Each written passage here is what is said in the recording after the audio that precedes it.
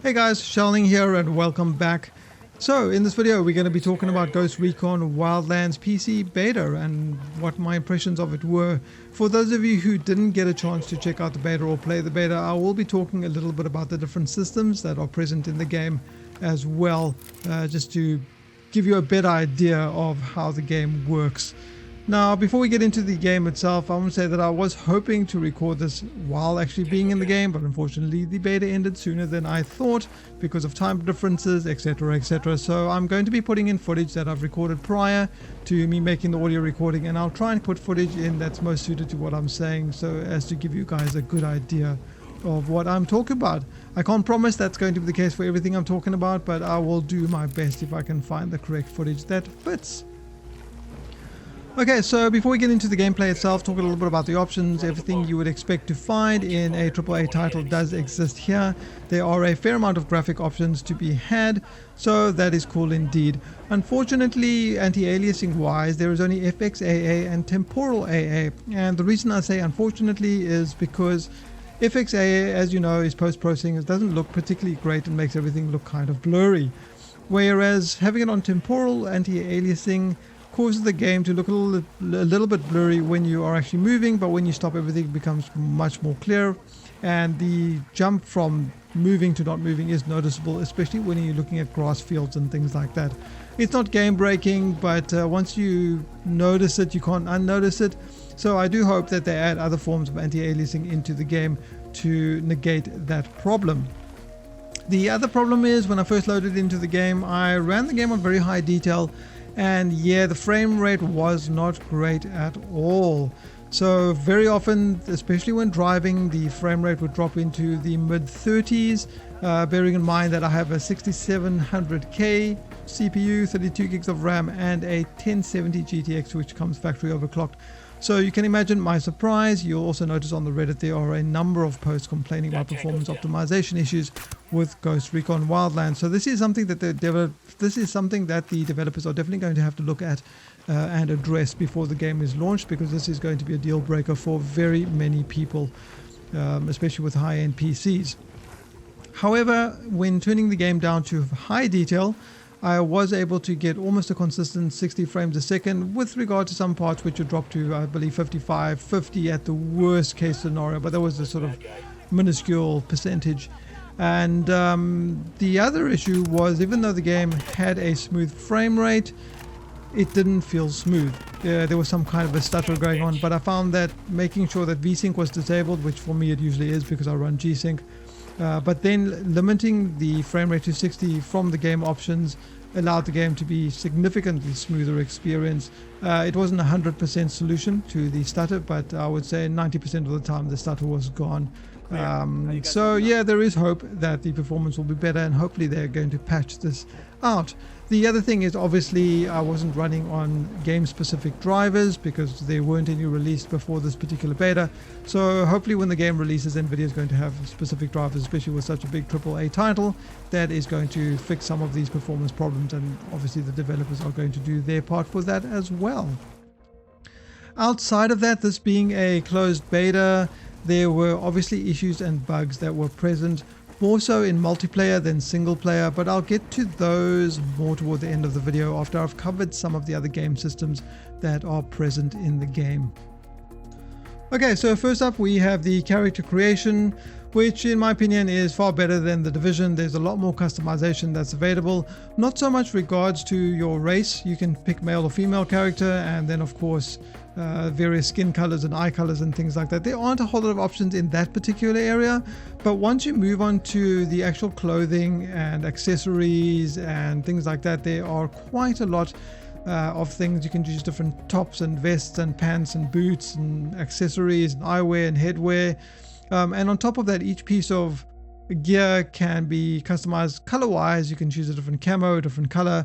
As you can see on the screen, there are a fair amount of selections to choose from. So really, you can make your character look quite different to someone else, even though you are wearing similar gear. So that's nice to see. There are also 6 templates that you can customize based on what you want to wear at any particular given time. So that's nice to see. You can swap between different outfit groups if you so desire, which is cool indeed. I think it's a nice addition to a game like this. Unfortunately, if you're playing single player, you won't be able to customize the outfits of your teammates, I think, which perhaps for some of you might be a little bit disappointing, but maybe it's something that they will add at a later stage. Okay, so let's talk about the Gunsmith. Now, this is a highly anticipated part of Ghost Recon Wildlands. It's the section of the game that allows you to customize all of your weapons to the nth degree. So you can see when you click on a weapon to upgrade it, you can change all of the parts. You can switch them out for different parts. So you can customize basically every gun to your liking, including the color of each of those specific parts, which I thought was pretty cool indeed. Unfortunately, in the beta, we didn't get access to a lot of guns, and we didn't get access to a lot of gun modifications. I believe I unlocked a barrel, but that wasn't even for one of the guns that I owned. So the only thing that could really switch out on my guns was the sight. And of course the silencers, but that you can put onto basically any gun that you have. So unfortunately, I wasn't able to test the Gunsmith to its full extent, just purely due to the lack of content that we had access to in the beta. But I think it looks very interesting. There are a list of guns that are unlockable in the Gunsmith. You can just sort of cycle through all of them. But again, in the beta, they were all locked, so I didn't actually have access to all of those particular guns or all of the various attachments that were listed in the Gunsmith. But like the character creator, I don't know if what's listed in the Gunsmith was restricted or if that's going to be all the content that we can expect to find in the full release of the game.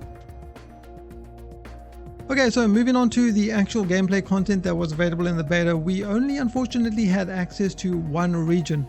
Although the region was pretty big, it had numerous outposts scattered throughout of it. There were Kingslayer files to collect 10 of them, which are basically background story, and you can see also listed there is province content. This is weapon cases, which are new weapons that you can add to your Gunsmith. The armory case, which are, the accessory case, which are attachments that you're going to be able to find for weapons. Skill points, which are pretty self-explanatory. As you level up, you'll get skill points. There are various skills that you can get to unlock and improve your character.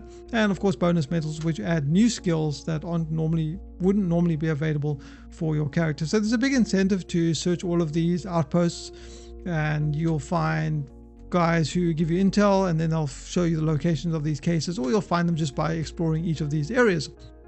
And gradually you'll get them all. You'll level up and you'll pick new skill points. You can improve your drone, you can improve your aiming, you can improve your stamina, all that kind of thing, which is cool. There aren't really any collectibles here that are complete waste of time and you pick them up just for the sake of picking them up. They all serve a very important purpose, and you probably want to be collecting all of these different cases, skill point and bonus medals on each of the regions that will be available in the full game, if you want to get the most out of your weapon selection and character progression. There were also 6 story missions, so once you've played through those, you get to fight the main boss. Once you've killed the main boss, you get a specific weapon. Unfortunately, that's not customizable, and then I believe it'll obviously unlock the next region for you to go to. Now, if I zoom out of the actual map itself, you can see there is a sub-boss associated with each of these regions. Each of these sub-bosses, when killed, will give you a certain weapon as well as some skill points or something. And when I zoom all the way out, you'll see that each of these sub-bosses connect to a superior sub-boss. And eventually, when you've defeated enough of the major bosses, you can fight the main guy of the game. So it looks like there's going to be a lot of content in this game, just based off of the size of the map and how much there was to actually do in the beta region that was available.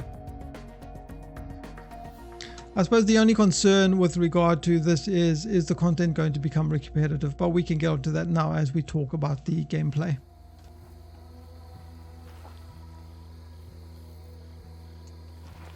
Okay, so let's talk about my impressions of the gameplay mechanics in the game itself. When I first started playing Ghost Recon Wildlands, it took me a while to come to terms with some of the mechanics. I think that the driving of the vehicles felt quite awful, to be entirely honest. And flying the helicopters wasn't great. But by the time I've gotten to the end of the weekend now, the helicopter flying I'm quite used to, so I can quite adequately fly around. And it's, not actually too bad. And not as bad as I initially thought it was. The driving, on the other hand, is a little bit weird. It needs to be tweaked. You have your handbrake, obviously, and it encourages you, well, at least I found that driving around and handbrake turning and drifting essentially around all of the corners in the game roads and things like that made driving a lot easier than trying to turn corners like you do in GTA and things like that. So, you know, unrealistically, you'd be hitting your drift button a lot with regard to driving mechanics. So I think it needs a bit of work. Your vehicles are able to go bundu bashing no matter what kind of vehicle you have. You can just drive straight across the mountain and up mountains and down ravines and through rivers and things like that without too much of a consequence, which is a little bit weird. You know, you don't have a 4x4. You could take the sports car that's available in the game and do the same thing, and the car doesn't get destroyed, it just gets dented and whatnot. So I think that the driving physics and the driving controls do need some work and some tweaking. The motorbike is the same. It's very, very twitchy when driving around, and it doesn't feel great. The controls feel a little bit better when you're playing with a controller, but it doesn't solve all of these issues. So I do think that the developers need to address some of these issues. I see a lot of people were complaining about these parts of the controls on the Reddit as well. The shooting in the game, I think, felt pretty good. I think the sounds could use a bit of a boost with regard to their impact, like a bit more bass or a little bit more weight to some of the gun firing sounds and things like that, and the car driving sounds were a little bit weak as well. But with regard to the controls, I think they felt okay. If you've played any third-person open-world game, you should probably be quite at home with Ghost Recon's controls. If you played GTA or even Splinter Cell, I suppose I could say, you're probably quite familiar. There is a cover system in the game, so your guy automatically goes to cover when you are behind cover, and depending on which side of the cover, your guy will automatically turn left or right. You can also shift the camera to be on left or right shoulder, which I thought is a nice addition and I think actually quite necessary. Unfortunately, you're not able to lean in the game. I guess I've played a lot of Siege, so I'm used to being able to lean in the game, and to me it made a lot of sense that in a stealth game, surely you should be able to lean. Especially considering if you get spotted, all the shit hits the fan. So, you know, I hope that's something they'll consider doing. But perhaps at this stage of development, it's not something we're likely to see. The shooting itself in Ghost Recon Wildlands, to me at least, it was quite rewarding. It's not hit scan, so your shots take a while to get to their target. And for those long-range sniper shots, it can actually be quite rewarding. There is bullet drop as well. So that's pretty cool. I enjoyed it.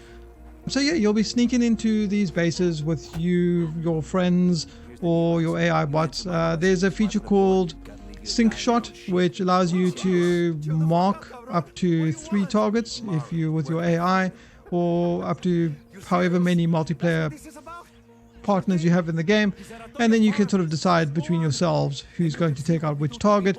And there's a convenient little timer wheel that spins that shows you if that particular target is in someone's sights or not. If you're playing with the AI, once you've sync shot things, as soon as you shoot anybody, all the sync shot targets will be shot by your AI partners, provided that they've been locked onto, which I think is nice. The system leads to some really, really rewarding moments, you know, when 4 guys get taken down at the same time, and you feel so good about yourself because it was all very nicely planned. And of course you can get the same experience from playing co-op, although with co-op I suppose there's more chance of your co-op partners missing their shots and causing the alarm to go off. But this leads me to a complaint that I have. I played both the multiplayer and the single player on Ghost difficulty, which is the hardest possible difficulty that the game has to offer. And unfortunately the game felt way too easy. Even then you could end up just running and gunning into any of these outposts, I suppose with the exception of the Unidad complex, which are these purple guys. They essentially serve as, just think of them like the police in GTA. You know, if you upset them, you'll get 1-star level, and the more you engage with them, the more stars you're going to get. The more stars that they get, the more reinforcements they send. Eventually they're going to start sending Apache helicopters with missiles and things trying to kill you. So they could be relatively challenging if you are outnumbered by these guys, but all of the other encounters in the game were really, really easy, and way too easy in my opinion. Now that could be because the region we were in was a 1 difficulty region of 5. So one of my big concerns is how difficult is the game going to be in the other regions, because it doesn't make the AI any smarter. From what I can tell, all the difficulty changes is how quickly you die when they shoot you and how aware they are. So you'll end up in situations sometimes when you are walking around and you'll get spotted really quickly because they are super aware and they will kill you very quickly. Although even then I didn't die that much, like a few times I suppose I died, but yeah, so the difficulty is definitely going to be a bit of a concern, and you'll again find many posts on the Reddit of people complaining about the difficulty. However, it is possible, aside from turning up the difficulty, to disable various parts of the UI or all of the UI if that's something you do want to do for a more immersive and difficult experience. And honestly, I think that after having played the beta, that is something that one should consider doing. I think it'll make for a much more enjoyable experience if you're looking for something closer to a hardcore Ghost Recon experience. Now, if you're not into multiplayer experiences, you can also play the game co-op with your 3 bots. One of them's a sniper, one of them has a submachine gun, and one of them has an assault rifle. And for the most part, they're relatively confident. You know, if you sync marked targets, they'll take them out, they'll get into position, and for the most part they'll remain undetected, although there was one moment where they were just sitting out in the open and an enemy guard walked right up to them and saw them, and they did absolutely bugger all to get out of the way. But these are obviously bugs. Well, I'd like to hope they're bugs, but for the most part they did a decent job of following your orders. The problem I do have with playing with the AI is the clunkiness of the UI. I think it's kind of awful and it doesn't need to be that way. Here is an example. I mentioned sync shot earlier. When you're playing with multiplayer, each of you can mark up to 3 targets if you have 3 players playing with you, and you can do the same when you're playing with your AI teammates, right? So you can mark up to 3 enemies, you aim down sights, you can tag them, and as soon as you take 1 shot at anybody, your AI will take out their 3 marked targets respectively, which is fine. That's great. But you aren't always going to be taking a shot. And if you're not taking a shot and you want your AI teammates to shoot at their respective targets, you then have to either hold tab and press F1, or hold tab and mouse scroll wheel through your menu to get to fire in order for them to fire their shots. Now, the hotkey for fire at will is F1 in the key bindings, but that won't work unless you're holding tab first. And F1 is not mapped to anything else in the game, or any of the command keys for your teammates, like regroup or hold position. They're assigned to the F1 through the F4 keys, but in order to give your teammate any command, you have to hold down tab first. And as I said, the function keys are not assigned to anything else in the game except those commands.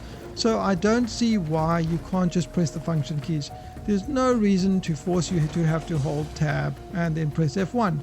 You know, sometimes you are going to be aiming at an enemy and you're moving into position and you say, okay, you want your team to regroup. You want to be able to just press F4, or if you have voice commander, tell them to regroup and they regroup instead of having to hold tab and do it. I just think that it's a convoluted way of doing things, and I think it's absolutely unnecessary. But this leads me to another UI problem within Ghost Recon, and that is the fact that there are so many commands that are bound to you zooming in or aiming down sights. If I want to change my silencer, I have to aim down sights and then press F. I can't just press F, even though F is not mapped to anything else in the game. I want to change my rate of fire, I have to zoom, I have to aim down sights, and then I have to press, I think it was Z, in order to change my rate of fire. I can't just press Z. Although Z is drone normally, so I suppose that's excusable. But there are very many commands that are tied to you aiming down sights, which can lead to a little bit of frustration, and I'm not sure why they've designed it that way. Whether it's because it's for consoles, I don't know. I don't understand why they can't just make hotkeys for these things. There are so many keys on the keyboard. Just allow me to press any hotkey so that I can take on and off silencers without having to aim down sights, because it's not always the most convenient thing to do. So even when trying to mark targets for sync shots and things like that, you have to aim down sights and then press Q, even though Q is not mapped to anything else. Even when you're not aiming down sights and you have a crosshair, you can't press Q to mark targets, which I don't understand why that is even a thing. Just let me press Q and mark targets. I don't have to aim at them. I can see them already without aiming down my sights. I know some people are going to find this to be more or less of a complaint. For me, it's a bit annoying. You know, I'd rather have efficiency and hotkeys and things like that than having to go through all these convoluted menus just to do simple stuff that shouldn't be so complicated to do or take so long.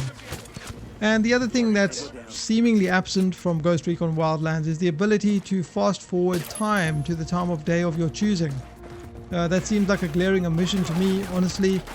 you know, a crack team of commandos is going to assault a base. You know, you've got thermal goggles, you've got night vision. You know, you'd want to be able to fast forward to nighttime if it's in the morning. The only other thing is to go in during the day. Otherwise, sit on your ass and wait until nighttime. And the night-day cycle is actually quite long in the game. So that's not something you're going to do and sit there for 10 minutes while you wait for nighttime to come. So I really do hope they add this feature into the game. I think it's absolutely necessary. And I think in conclusion, talking about the bugs that were present in the game, there were some, more often in multiplayer than in single player. There were some instances where proning would get me to see through the map, so I could see through the ground, and other instances where players would be driving cars from outside of the car or not being visible for certain players. So you would see someone piloting a helicopter and another player would see an empty helicopter flying itself. So these bugs, I suppose they weren't game breaking or anything like that, and I suppose being a closed beta, one would expect there to be issues with the game. Hopefully these issues get sorted out, but some of them I suppose could be quite entertaining. But I'll say though that my impressions overall of Ghost Recon were relatively good. Like I said, I did have a few concerns like replayability and repetitiveness. You know, is that going to be a problem? Is the difficulty in the game going to be a problem, and is the performance in the game going to be a problem? These are all things I think that we should be concerned about in this particular game, especially since it launches in, I believe, 1 month from now, something like that. So, you know, having worked in QA, I don't know if this is enough time for them to turn all these things around and fix them, but hopefully they can. I think the game has some potential, if not just an enjoyable romp for you and a group of your friends. If you're looking for a really, really hardcore tactical experience, Ghost Recon is probably not going to be it, not from what I've played at least. But if you're looking for an open world game that's co-op, because they're really, let's be honest, there aren't that many of them around. I mean, Dying Light, I suppose, I've played a lot of. But third-person open world games, I really can't think of any good ones offhand, or if any at all.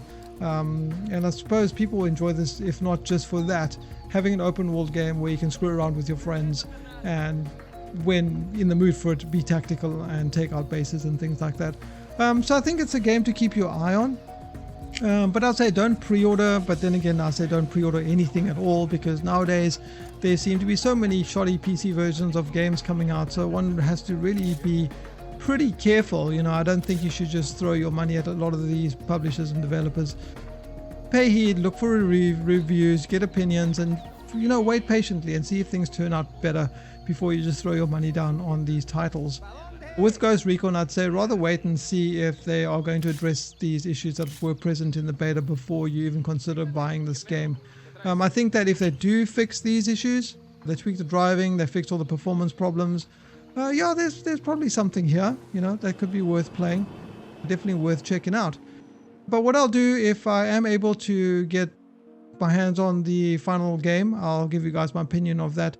But in all, it was better than I expected it to be. So I suppose that's a good thing. I have had more fun with Ghost Recon Wildlands than I did with The Division. For me, at least, it was a more enjoyable experience. So I am kind of itching to play another zone or check out a little bit more of Ghost Recon. And as I said in my Sniper Elite video, that can't be a bad thing at all. But yeah, hold your horses, wait to see if they fix the issues that I've talked about before putting your money down on this particular product. But anyway, guys, if you have any questions regarding the game, you can let me know in the comment section below. Thanks for watching. I hope you enjoyed the video. I've been Xiaoling, and I'll see you guys next time.